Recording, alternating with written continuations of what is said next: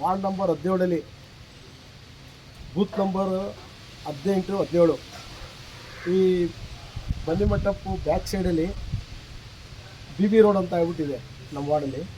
ಗಣಪತಿ ದೇವಸ್ಥಾನ ಇದೆ ಮುಂದೆ.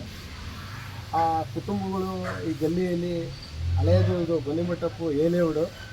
ಮತ್ತು ಇಲ್ಲಿ ಏನಾಗಿದೆ ಅಂದರೆ ಭಾನುವಾರನೇ ಜನ ಸಿಕ್ಕೋದು. ಇವತ್ತು BLO ಅವರು ಭಾನುವಾರ ಬಂದ್ಬಿಟ್ಟು ತುಂಬ ಕಷ್ಟ ಬಿದ್ದು ಸಾಲ ಮನೆಗಳು ನೀವು ನೋಡ್ಬೋದು, ಮನೆಗಳು ಹೆಂಗಿದೆ ಅಂತ ಎಲ್ಲೆಲ್ಲಿದೆ ಹೊರಗಡೆ ಅಂತ ಪಾಪ ಕೆಲಸ ಮಾಡ್ತಾವ್ರೆ. ತುಂಬ ಸಂತೋಷ ಆಗಿದೆ. ನಾನು ಅವ್ರ ಜೊತೆಲಿದ್ದೀನಿ. ನಾನು ವಾರ್ಡ್ 17 ಏನೂ ಸಮಸ್ಯೆ ಇಲ್ಲ.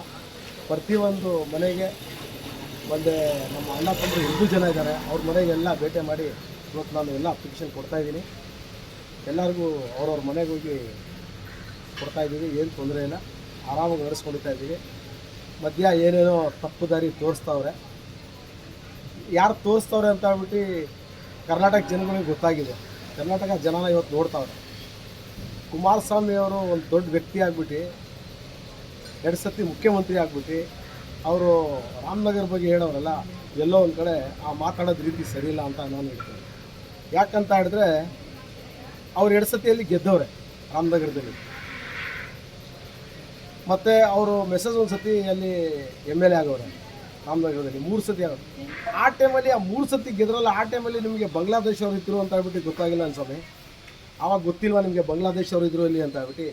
ಎಲ್ಲ ಒಂದು ಕಡೆ ನೀವೇ ಬಾಂಗ್ಲಾದೇಶ ಅವ್ರು ಸೇರಿಸಿ ನೀವು ಗೆದ್ದಬೇಕು ಅಂತ ಹೇಳ್ಬಿಟ್ಟು ಓಟ್ ಹಾಕ್ಸ್ಕೊಬಿಟ್ಟು ಇವತ್ತು ನೀವು ಸೋತಿದ್ದೀರಾ ಅಂತ ಹೇಳ್ಬಿಟ್ಟು ನಿಮ್ಮ ಮಗ ಸೋತವನೇ ಅಂತ ಹೇಳ್ಬಿಟ್ಟು ಈ ಲೆಕ್ಕಕ್ಕೆ ರಾಮನಗರದಲ್ಲಿ ಇಲ್ದಿರೋದೆಲ್ಲ ವಿಷಯ ಇಡ್ತಾ ಇದ್ದೀರಾ. ಬಾಂಗ್ಲಾದೇಶ ಅವ್ರು ಬಂದವರ ಇವ್ರು ಬಂದವರು ಅಂತ ಹೇಳ್ಬಿಟ್ಟು ನೀವು 3 ಸತಿ ಗೆದ್ದಿದ್ದೀರಲ್ಲ ನಿಮ್ಮ ಫ್ಯಾಮಿಲಿಯವರು. ಆ ಟೈಮಲ್ಲಿ ನಿಮಗೆ ಅರ್ಥ ಆಗಿಲ್ವಾ ರಾಮನಗರದಲ್ಲಿ ಯಾವ ವಾತಾವರಣ ಇದೆ ಅಂತ ಹೇಳ್ಬಿಟ್ಟು? ಎಲ್ಲಿಂದ ಬಂದುಬಿಟ್ರು ಬಾಂಗ್ಲಾದೇಶಿಂದ? ಇಲ್ಲ ಅಂದರೆ ತಂದು ನೀವೇ ಸೇರಿಸಿರ್ಬೋದು. ಇಲ್ಲ ಅಂತ ಹೇಳಿದ್ರೆ ನೀವು ಅವ್ರ ಹತ್ರ ಅನುಕೂಲ ಆದ ತಕ್ಷಣ ನೀವು ಈ ಸತಿ ನಿಮ್ಮ ಮಗ ಸೋಲ್ ತಕ್ಷಣ ನೀವು ಬಾಂಗ್ಲಾದೇಶವ್ರು ಇದ್ದಾರೆ ಅಂತ ಹೇಳ್ಬಿಟ್ಟು ತಪ್ಪು ದಾರಿನ ಜನ ತೋರಿಸ್ತಾ ಇದ್ದೀರಾ.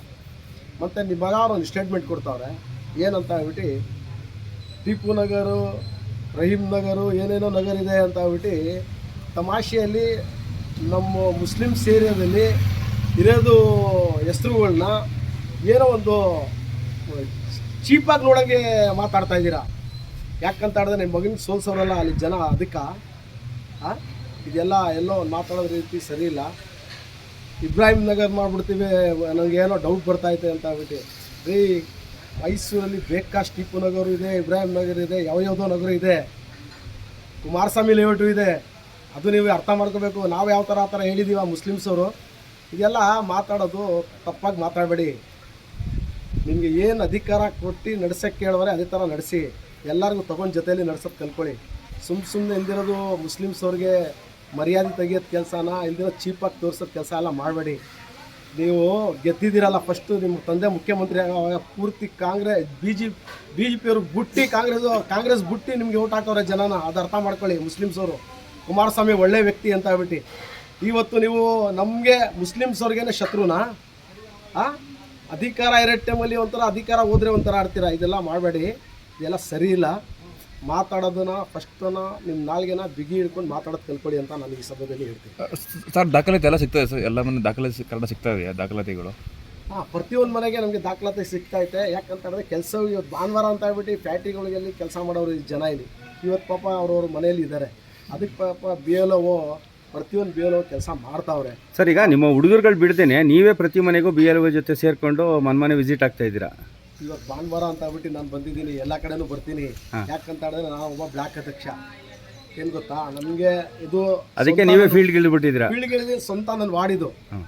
ನನಗೆ ನಂದು ಫಸ್ಟು ನನ್ನ ಮನೆ ನೋಡ್ಕೋಬೇಕು ನಾನು, ಆಮೇಲೆ ಬೇರೆಯವ್ರ ಮನೆ ನೋಡಬೇಕು ಇಲ್ವಾ? ನನ್ನ ಮನೆಯಲ್ಲಿ ಕೆಲಸ ಆಗಿಲ್ಲ ಅಂತ ನಾಳೆ ದಿನ ಬೇರೆಯವ್ರ ಏನು ಸರ್ ನಿಮ್ಮ ವಾರ್ಡಲ್ಲಿನೇ ಸರಿಯಾಗಿ ಕೆಲಸ ಆಗಿಲ್ಲ ಅಂತ ಹೇಳಿದ್ರೆ ಎಲ್ಲೋ ಒಂದು ಕಡೆ ನನಗೂ ಬೇಜಾರಾಗುತ್ತೆ. ಅದಕ್ಕೆ ನಾನೇ ಮನೆಗೆ ಭೇಟಿ ಮಾಡ್ತಾಯಿದ್ದೀನಿ, ನೋಡ್ತಾ ಇದ್ದೀನಿ ಯಾರು ಸಿಗ್ತಾ ಇದೆಯಾ, ಯಾರಿಗೆ ಸಿಗ್ತಾ ಇಲ್ಲ ಅಂತ ಹೇಳ್ಬಿಟ್ಟು.